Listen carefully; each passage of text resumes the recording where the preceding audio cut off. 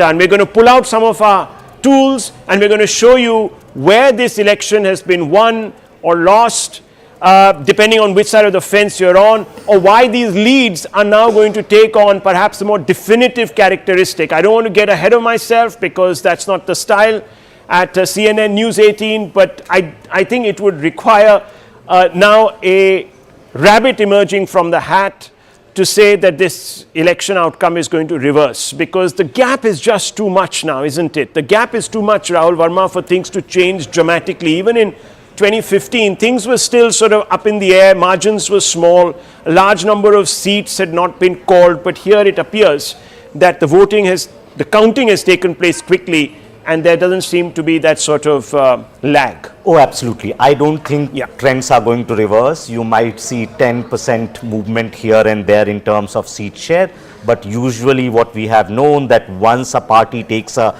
big lead or an alliance takes a big lead, there is a bump towards the end in favor of them. And so what we are heading to is perhaps 2010 kind of victory which BJP and JDU had together, or 2015 kind of a victory which Nistula was just pointing out when JDU was part of RJD. So it's a massive mandate and much more like and that massive mandate is now reflecting. Let's just pull out those strike rates, big numbers. As I said, viewers, these are our bag of tricks, analytical tools that will help you understand this mandate a little better. 76% is a strike rate for the BJP. Almost similar, mirror image, the JDU, they're neck and neck within that alliance. Healthy competition, you can call it. The LJP, which we haven't projected, has also a great strike rate. Perhaps not as good as these two lead engines, but it has done its job of transferring a large number of votes into the BJP and the JDU, specifically the JDU. The JDU has doubled its numbers and more this particular election. So clearly, they got the chemistry right.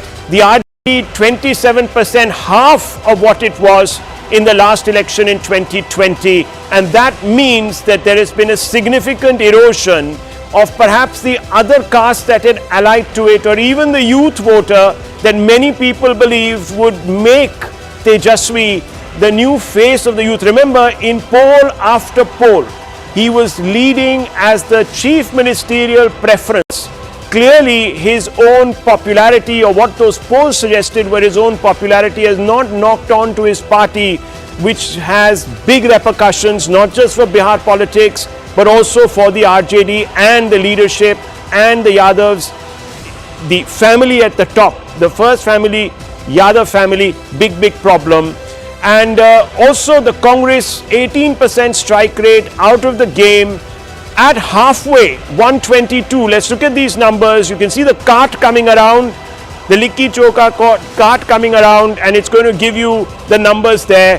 The NDA at 181. There you can see it. The Likki Choka has been consumed today with great fanfare by the NDA, doing fantastically well at 181. Unprecedented. And let me now go back to our I didn't see this coming. Amit Shah, in interview after interview, specifically to Rahul Joshi, the first one, made it very clear that he's expecting a 2/3. This is now in that territory. Amit Shah in many interviews has said that he will not say lower than this, right? This As a party, but this is a tough election. I mean, Bihar is a notoriously tough state to gauge. Oh, true, but how can Amit Shah just say, oh, we will only get one more seat than the half mark, right? Amit Shah always has to say that we are winning 2/3 or third. So it's not that he alone could see it. I think once the exit poll came, there was always a possibility. There was only one exit poll that went in this territory. And that was a Chanakya exit poll. Exit pollsters.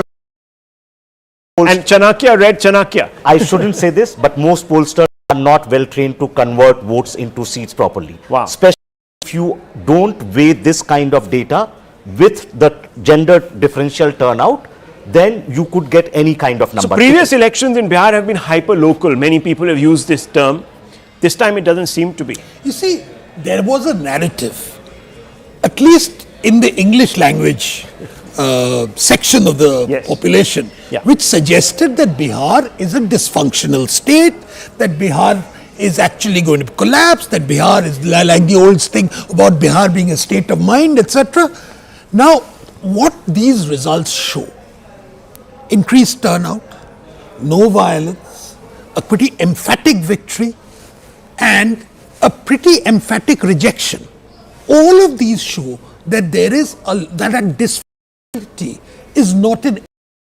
That what we are seeing in Bihar is that Bihar is gradually becoming more and more a normal state of the Indian Union. And to my mind, that's a huge achievement. Huge achievement.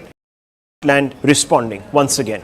Yes, beating it is for the responding, NDA. and I think that question still remains for the BJP. You know, this is the only Hindi-speaking state where they don't have a chief minister they haven't had a chief minister ever on their own. This is a handsome victory nevertheless, and as I was saying earlier, it looks like a 2015 mandate except for the other side, which is the NDA. That last time Mahagathbandhan had got it in 2015. There had been a lot of confidence, very quiet confidence from the NDA side through but that election. One big preconceived notion, given the fact that there are 1 in 4 voters are youth voters, Nalin, that the youth was not responding, that Gen Z was not responding to the BJP. Perhaps the Prime Minister has lost his connection with the Gen Z voter, that Gen Z is going to now lead this country. Gen Z, I think, still had a generational trauma from 20 years ago. I think they've channeled that. I think this is not just Gen Z reacting to Jungle Raj. I think this is Gen Z reacting to the promise of Sushasan Raj. And that's important. With this kind of a mandate, you can't question that at all. I mean, and who are the extra voters who came in? Women and the young. And they are in the areas where the votes increase, the voting pattern is very clear. I think 3 messages from the election. First is, Nitish is undoubtedly the big story of this election. The resurrection of Nitish Kumar, right? Remember 7-8 months ago, people were talking about his health, people were talking about this being his last election, people were saying that he could be removed as chief minister, all of that. So his resurrection is a big story. Second, I think, is the JDU may well face, in the not immediately, but in the next, say, 12 months to 24 months to 36 months, an existential crisis. Because you have not won, this is the second election they've lost in a row. RJD. RJD, you mean? I mean the RJD, sorry. Yes. Thank you for correcting me on that.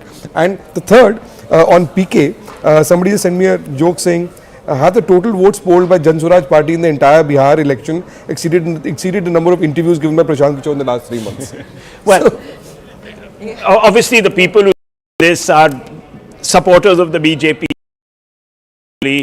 Believe that, look, we have a situation where you cannot have an alternative to the development vision that is being offered. The trend is clear, Rahul. Look, the BJP is structurally growing. So the reason that many people will lament the fact that PK hasn't grown is because he tried to generate an aspirational vote or create an aspirational vote bank beyond caste. He did, and I think unfortunately the alternative was then clarified in favor of the NDA. Okay, yes, you were making that point, Nalin. I think you got... I was saying that Saket has been making the points in the morning that PK may not have got the votes, but he was very instrumental in damaging the credibility of Tejashwi Yadav in this campaign. How? Right. That's just true. Because he basically said that Tejashwi has no agenda, capability to actually rule.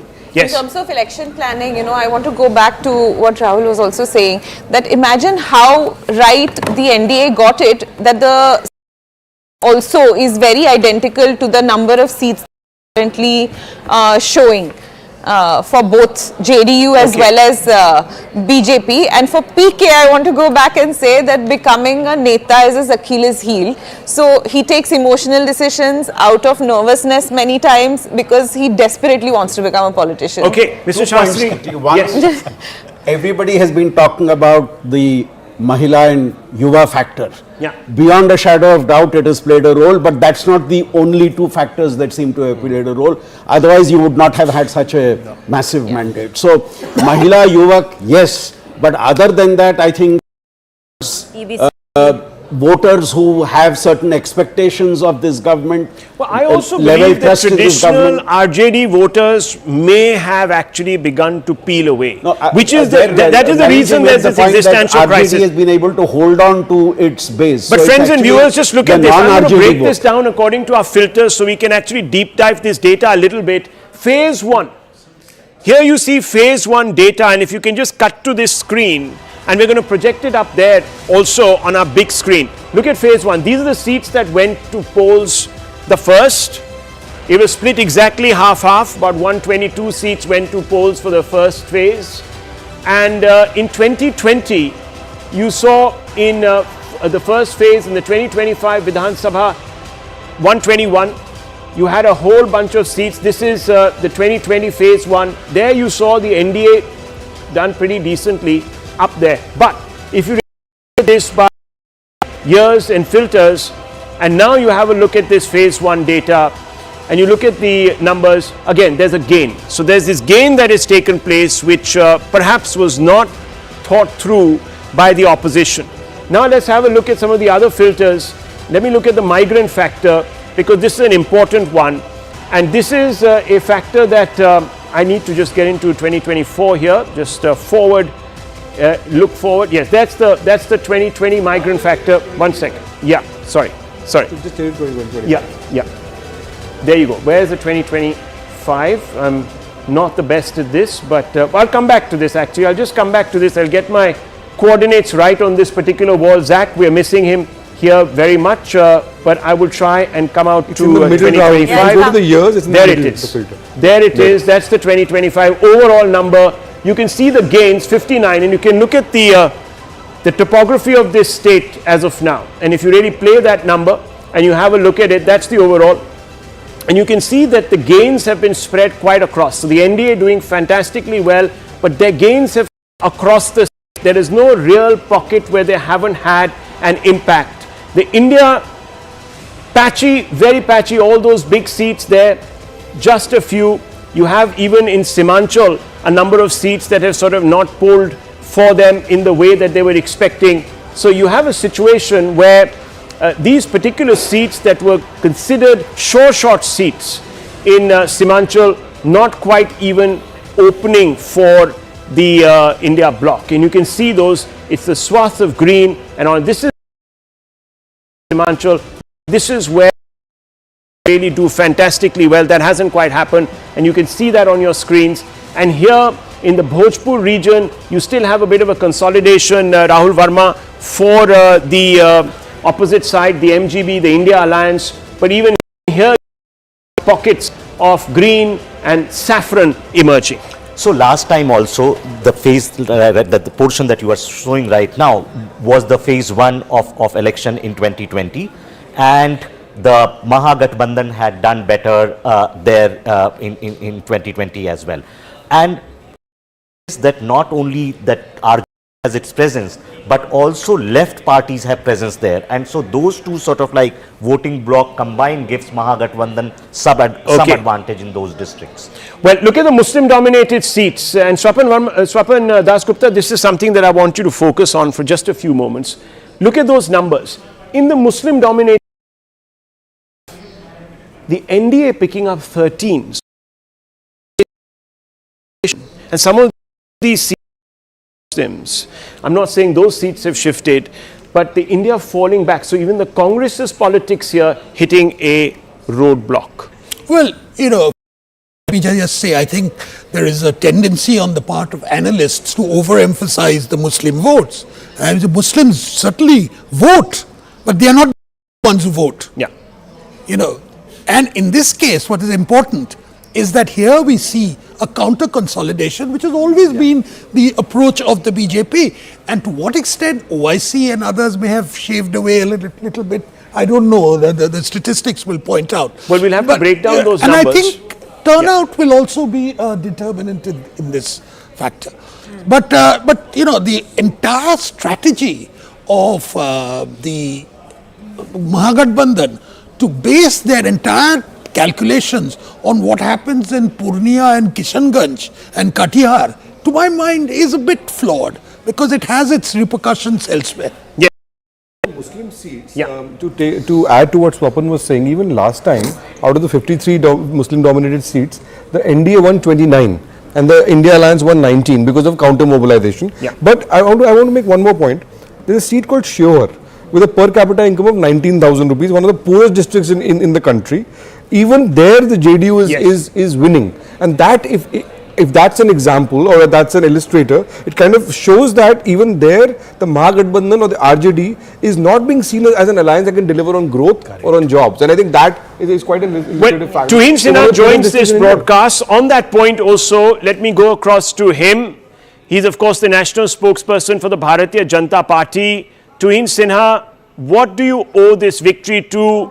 The Congress, your opponents have come out and said two things. Number one, that the Election Commission even now is only projecting one set of data, which is where the BJP and the JDU are leading, number one. And number two, most importantly, they're saying that this was a vote that has been stolen by the Election Commission. Your reactions to this? Good morning, Rahul. Good morning, everybody.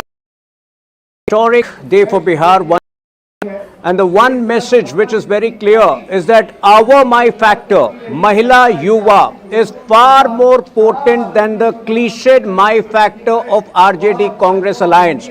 But I'm glad you mentioned, the Congress's perpetual loser behavior, the way they have been maligning institutions, the way they have been casting aspersions, this time 3 months before the elections.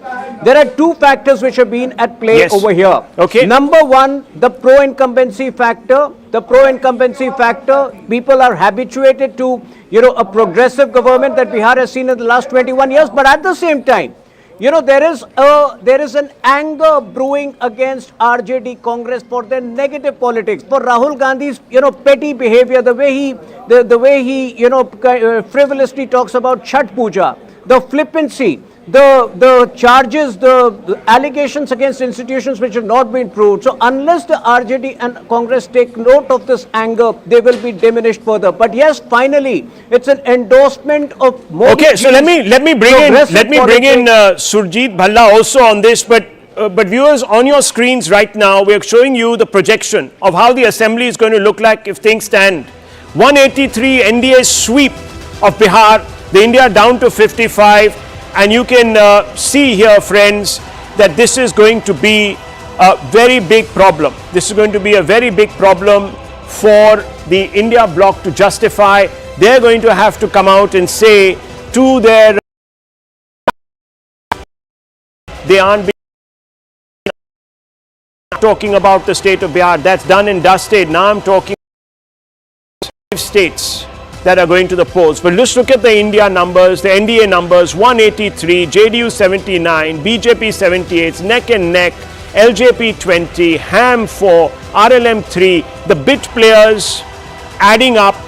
They're the all-rounders. The tail has... It's a long tail. The India bloc, apart from its opener, the RJD, which has sort of blown its chances. Everyone else, either in single digits or barely over double. I want to go straight across to Surjit Bhalla because the BJP national spokesperson says this is a positive incumbency vote. 20 years and Nitish is increasing his footprint in Bihar. Mr. Bhalla, we do look at the micro data and that suggests not enough jobs being created in Bihar over the last 20 years.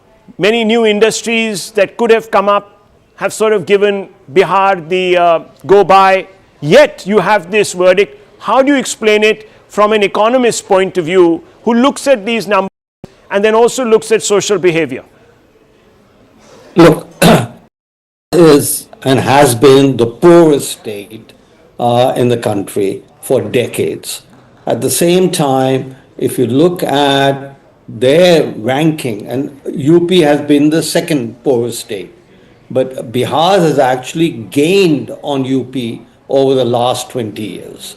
So that's the point to be made there, is that the macro growth rate of Bihar is not as bad as is portrayed. It is poorest, it remains the poorest, but it is gaining. But I think that was not an important part of this, as important part of this election as two other factors. One, in terms of living standards, Bihar has done exceptionally well, in particular in terms where between the ages of 15 to 24, women in Bihar now have almost the same educational attainment as the men. This is a radical transformation in Bihar, number one.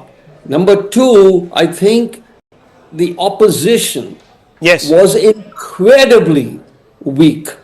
I travel in Bihar. No, weak on messaging, weak on arousing perhaps weak hope. on leadership, weak on leadership, yeah. weak on messaging, weak on talent. All they have, both of them, are dynas. You know, the age of dynas is Okay, so I'm over. going to bring you back from the politics back to your forte. And I want you to have a look at this. I don't know if you can see the screen, Mr. Bhalla, but these are rural seats, rural constituencies in Bihar. Tejashwi Yadav in Raghopur is trailing, viewers. That tells you something. It tells you something. I think what Surjit Bhalla was saying, Tejashwi Yadav is trailing. That's a big. But Surjit Bhalla, look at these. The number that the NDA has in rural are 62. And the deficit is 59 for India, almost a reversal. If you look at this, this was not supposed to be traditionally BJP hunting ground. The JDU, yes, had a presence, but not the BJP. The NDA picking up 62 in rural areas, the India Alliance losing 59 there or trailing in 59. What does this tell you? This is counterintuitive. Well, what it tells me is that the media and most of the experts, and including the exit polls, have got it drastically wrong. And I'll give you a couple of reasons why that is the case. First of all, you know, the media and experts, and I'll lump them together, occupied with caste for decades. And they haven't seen that India has changed. You know, so they're still harping on the caste will cast your vote and all the rest of that, what I think is nonsense. So, number one, caste is no longer and has not been a factor for decades.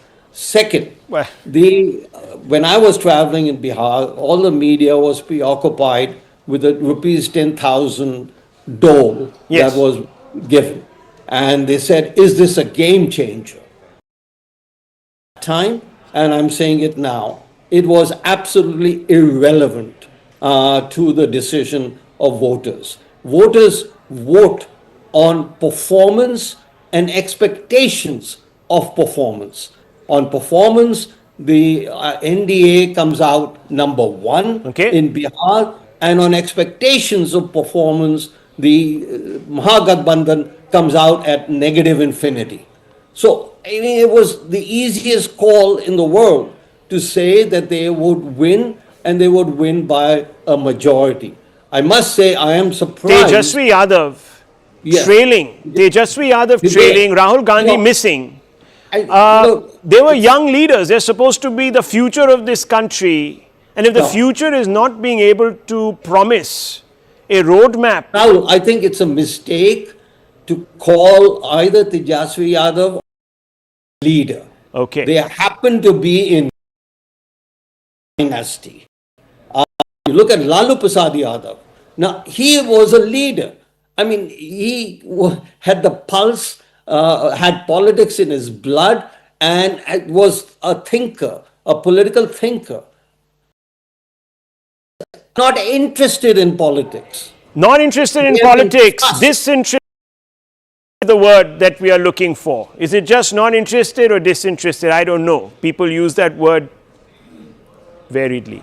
But I want to go across now to Abhinavji, who joins us. Avinashji, rather, who joins us. JDU spokesperson. Avinashji, जो rural seats हैं, उसमें भी आपने बहुत बेहतर lead ले रखी है और तेजस्वी यादव राघोपुर से ट्रेल कर रहे हैं. डेफिनेटली ये सारी चीजें जो है मैं आपको बता दूं that is just because of the false narrative that the Mahagathbandhan and their allied parties have created in the minds of Bihar, because they think the people of Bihar are rather foolish and they're a trap, but that has exactly not happened. What has happened is that the Biharis have voted for development which has started in year 2005, and they want it to be continued because the shame which has been associated with the word Bihari because of the period that we have seen in during 1990s till 2005, if I may say, has actually turned into a crush in a way, and that image has been improved.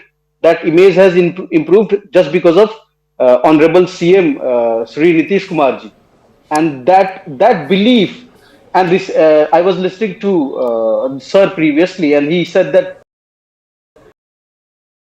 has expectation of performance.